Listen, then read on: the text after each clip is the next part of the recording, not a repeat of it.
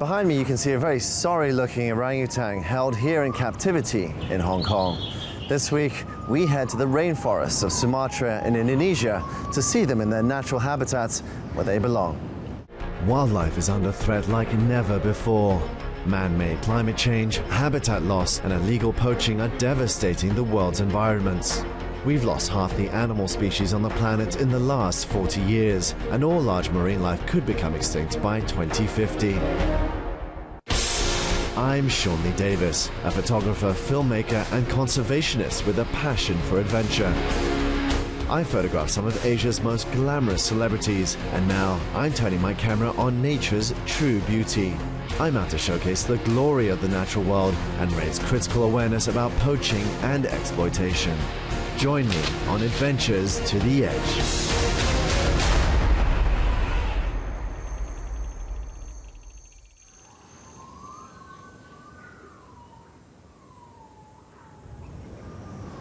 This male orangutan here in Hong Kong looks very sad. And perhaps he's symbolic of the plight that his species faces in the wild. If we don't do more to protect their natural habitats in Asia, the only places we'll see them in the future are behind bars in captivity, and that would be a crime.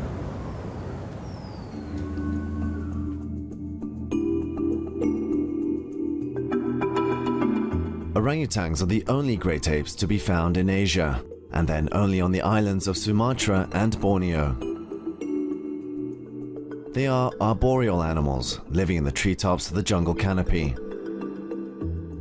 Although not as closely related to us as chimps, they share up to 97% of our DNA. But these endearing primates might not be around for much longer, as deforestation of their natural habitats and the expansion of the palm oil industry threatens to destroy their way of life. Mara McCaffrey is the founder of Orangutan Aid, a Hong Kong-based charity organization helping to raise funds for orangutan conservation in Indonesia. Orangutans are Asia's only great ape.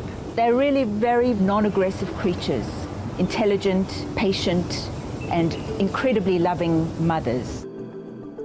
The two major threats to the survival of the orangutan in the wild are habitat loss and hunting. Habitat loss really consists of destruction through fire, degradation through logging and clearance for palm oil plantations.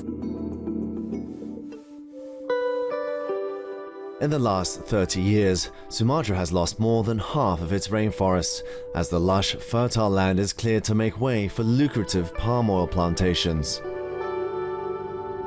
Palm oil gives a greater crop yield at a fraction of the cost of other vegetable oils, but it can only be grown in the same tropical regions where rainforests traditionally thrive.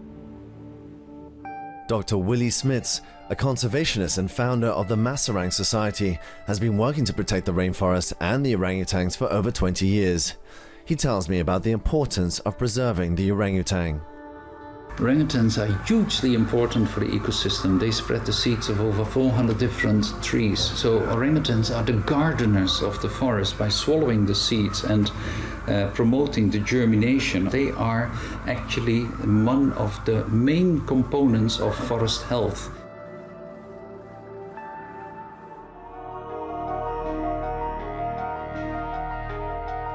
I'm on a journey to create awareness about the wholesale habitat loss that is happening right now in Asia through my Love is Wild photo exhibition, as well as the threat of extinction that iconic species such as the orangutan face. To photograph the great person of the forest, I head for the Loisa ecosystem, the largest and most significant single rainforest remaining in Sumatra. So, we just arrived in Medan after a full day's worth of traveling. What's surprising about getting here is that we're choking, literally choking as you come out of the airport with the smoke from the illegally burned forests. I hit the road to make the 120-kilometer journey to Bukit Lawang in the Loisa ecosystem. The night air is thick with pollution from the burning rainforest.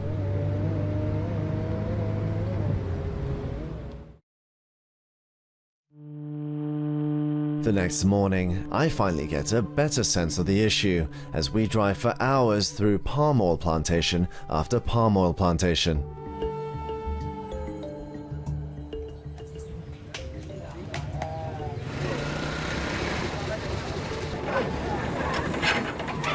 So we're at this roadside palm oil plantation processing plant. Here they're unloading the palm oil fruit, which has obviously just come from the plantation. What makes it such a popular oil crop in this part of the world is down to profit. It yields up to 10 times as much oil than the other leading oil crops. This is pretty much liquid gold because from this you can make virtually anything, including confectionery, chocolate, cosmetics, and toiletries. The expansion of the palm oil industry has a human impact as well, as the rainforest they traditionally depended on is taken over by palm oil plantations. Local communities often become dependent on growing the crop themselves or taking up poorly paid work in industrial scale plantations. For the local people, it's only very lowest and most dangerous jobs working with fertilizer and with pesticides, and the very heavy work of harvesting those fruits for which they get a very low pay, no security. It's a very bad deal for the people, but the short-term money entices a lot of people to just go and fall for it. To get a sense of the scale of the problem in Loisa, I venture up to the top of a nearby hill.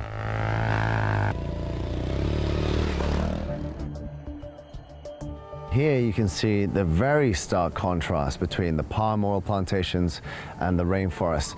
Beyond the river on the left, as far as the eye can see, are palm oil trees and palm oil plantations. It's really quite shocking just how large the area is. It's sobering to see the devastation from this vantage point, knowing that once rainforests like this is cleared, whole ecosystems are lost for good, and with them the species that rely on the forest to survive. What's more, palm oil consumption is projected to double by 2020, putting even more pressure on these already dwindling forest areas.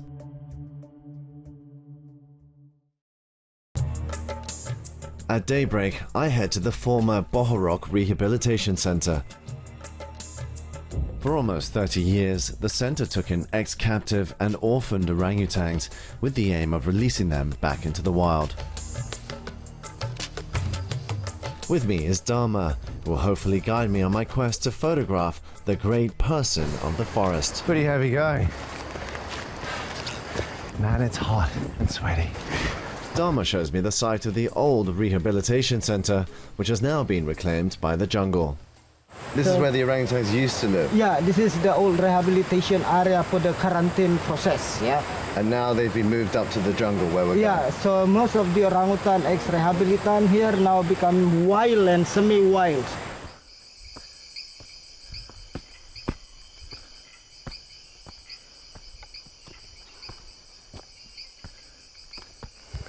The Loisa ecosystem is so unique. It's one of the only places in the world where you can have rhinos, elephants, tigers, and of course orangutans, all cohabiting the same habitat.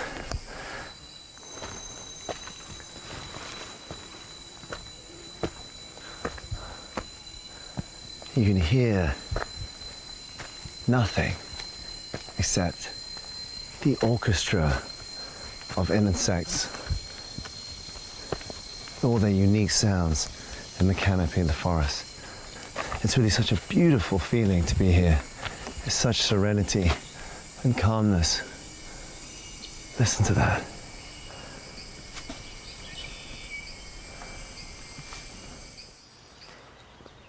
Pushing deeper into the jungle, Dharma points out a nest perched up high in the canopy.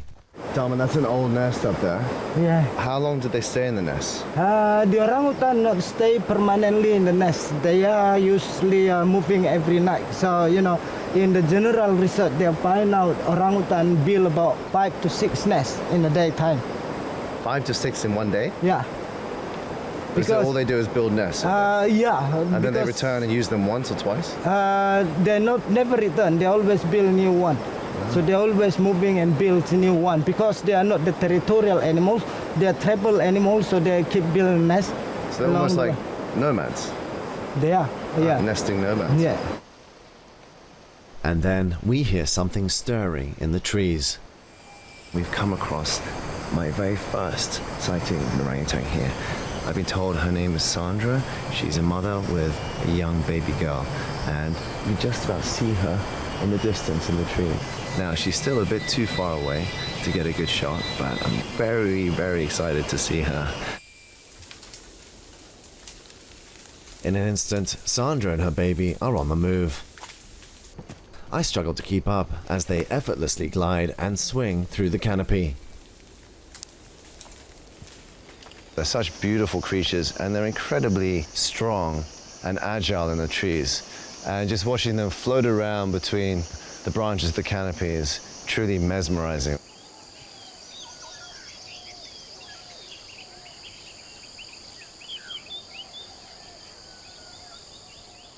It's heartbreaking to think that if things continue as they are, within 30 years, there may not be any orangutans left in the wild.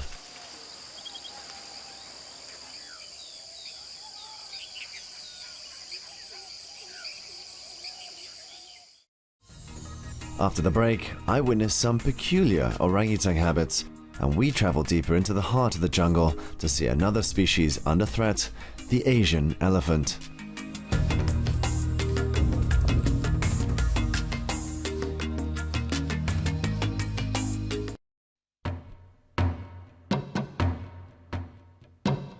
I'm in the Loisa ecosystem in Sumatra, one of the greatest biodiversity hotspots in Asia. It's also the largest single remaining rainforest in Indonesia and home to the great person of the forest, the orangutan. But this enigmatic primate, the only great ape living in Asia, is under threat of extinction as its rainforest habitat is cut down to make way for lucrative palm oil plantations. I'm trying to photograph this amazing primate for my Love is Wild photo exhibition to raise awareness about their plight and the destruction of Indonesia's rainforests. What's amazing about being underneath the rainforest canopy is that the forest floor is actually a very regulated temperature. It's actually quite cool right now, and yet if you were to step out into the sun outside of the forest, you would be baking hot and sweating within seconds. So it's amazing how the rainforest automatically regulates its own temperature. Up above, in the canopy, I spot an orangutan nest. This time, however, someone is at home. We've been really lucky today to see the orangutans go and nest. They're solitary animals, so they spend most of the time in the canopy by themselves. We're going to keep following them for the rest of the day and see what happens. It turns out to be another mother with her baby. I have to say, baby orangutans are adorable. The babies are just like human babies. They're very carefree and messing around all the time. But the mother's always got an eye on the baby. This mother seems to be very used to humans and gets extremely close to us. She even climbs down to the path, which is extraordinary behavior for a Sumatran orangutan. But as I try to get closer, she quickly disappears back into the forest. Dharma tells me she'll probably make her way over to the feeding platform, so I head on over. Most of the captive orangutans that were brought to this rehabilitation center are now living free in the wild, but some of them still require human assistance, and they come to this feeding platform to get supplementary food such as bananas and milk.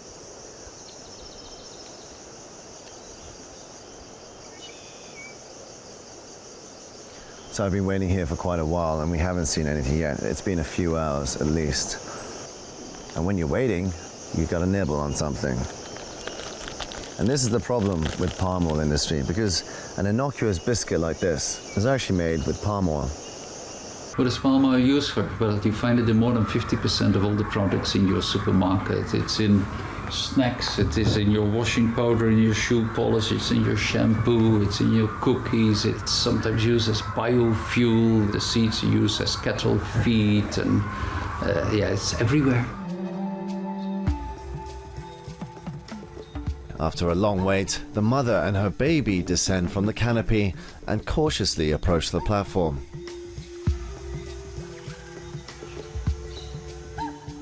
I'm privy to some rather peculiar table manners. The mother orangutan has regurgitated some fruit onto the platform and is licking it up again, almost like a banana smoothie. One thing's for sure though, this is Mama's dinner and she's not sharing. As I watch the mother eating, I'm overwhelmed by the irony that so much of what we eat and consume at home is directly responsible for the demise of this wonderful species.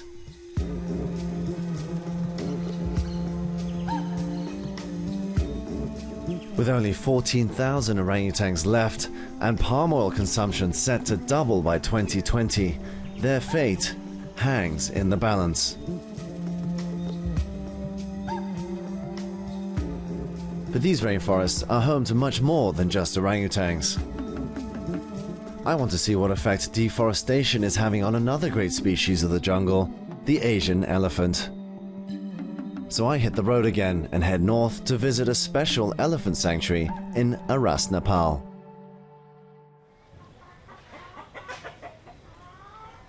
We finally arrived at our embarking point to get on these two narrow boats to go upstream about 45 minutes to an hour to an elephant camp called Aras, Nepal. Once upon a time, this river was the only way to journey through the impenetrable jungle. We didn't quite know what to expect, but so far it's been worth coming hours out here just for the boat ride. I mean, the boat's pretty unstable, and you have to really know where you're going because there are all these obstructions, logs, and little rapids along the way. What's amazing to see is they use every bit of land to plant the palm oil. It goes right down to the river's edge. It seems like there's just no escaping palm oil in this region. Palm oil farmers even use the river to transport their harvest, while in the distance, the hilltops show the scars of recently cleared land. Eventually, we arrive at Aras, Nepal, and get a warm welcome from an inquisitive host. Aras, Nepal is not a regular elephant sanctuary. These elephants were taken in as a result of human-wildlife conflict, but were then trained to patrol the jungle with rangers.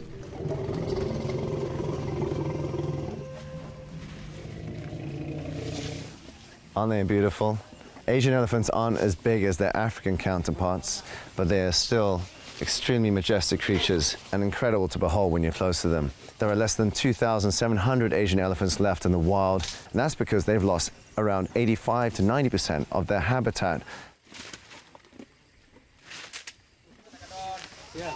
To get an idea of what the rangers are up against, I joined the team on one of their patrols. Let's go. Oh, it's like having one of those massage chairs right under your bum. While the elephants are habituated, they are not tourist attractions and are here to do an important job.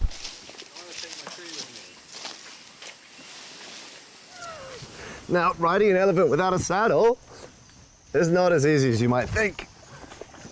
They're not exactly designed for human purposes, but it's incredible how powerful these guys are. It's like 4x4 on steroids. They can move in very tight spots. They can remove logs that have fallen down. So they're excellent companions for these rangers.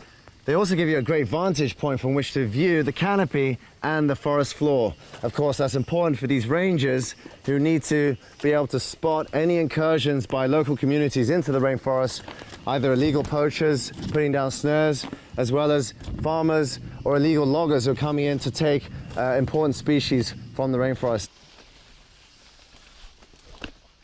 Joining me on patrol is Ted Hodgkinson from the Hong Kong Elephant Society, which works to raise awareness about the threats facing elephants around the world. What's your opinion about Asian elephants compared to African? I guess the main thing for me is that they're a little bit smaller, but the fact that it can be domesticated, not only for commercial purposes, but also for something so important they're using for ranger activity. To me, that's one big advantage of them. They can pick up the smallest blade of grass or pluck a hair out of your leg or rip down trees. It's quite astounding how flexible they are. It's wonderful to see these gentle giants working with the rangers to help protect the rainforest, not only for themselves, but for all the species that live here. It's also important to remember that rainforests provide huge environmental services to our own species. The rainforests or forests are the lungs of the earth. By clearing rainforests, millions of tons of CO2 are emitted into the atmosphere, and that affects all of us, not only people in Indonesia.